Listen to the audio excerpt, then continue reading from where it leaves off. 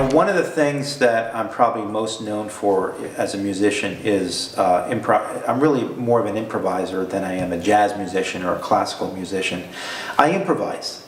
I create music on the spot. It doesn't matter what the style is. I'm really a soloist.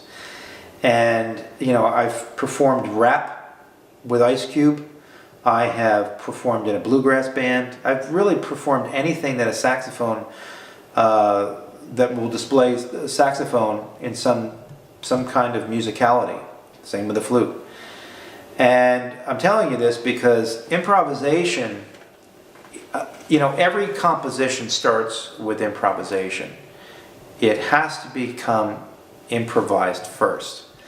And it's only when you put it in printed material, whether it's a sheet music for music or digital for video, whatever the printable material is, that's the composition.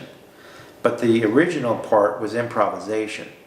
And in order to be able to create, think on the spot with improvisation, there are certain components to that. One of the key components to improvisation is vocabulary.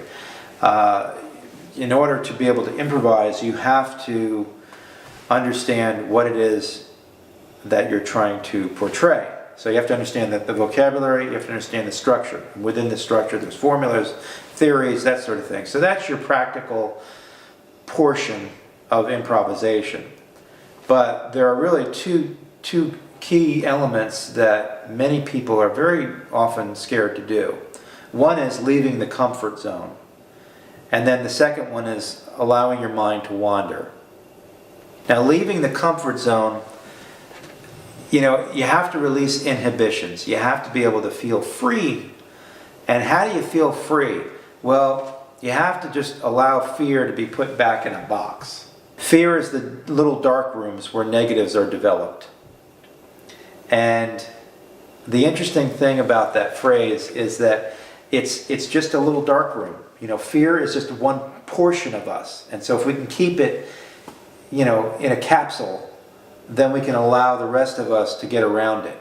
Okay, so it doesn't have to take over our entire practice of improvisation. So that's the first thing. And then from there, allow the mind to wander. Allow the mind to come up with whatever ideas it will.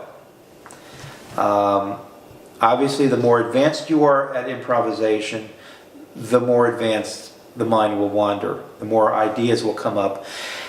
The interesting thing for me, and for many of the artists that I work with, is that we have many, many different choices to make because our vocabulary is strong, and we've also been practicing improvisation for so long that we see many different opportunities, and we have to decide which choice would be the best opportunity. That's what we see in our minds. Some of us see colors, some of us see musical notes, some of us see combinations of them, but really it's allowing the mind to just expand and see things differently. And then you go, wow, now I get it. And there's a real joy to that. So, these are the elements that you want to learn as an improviser. Learn the structure and the vocabulary, once again, that information thing. But then really it's applying that to releasing the inhibitions, getting rid of the fear, or getting over the fear, jumping over the fear, however you want to put it, so that you can start expanding that mind.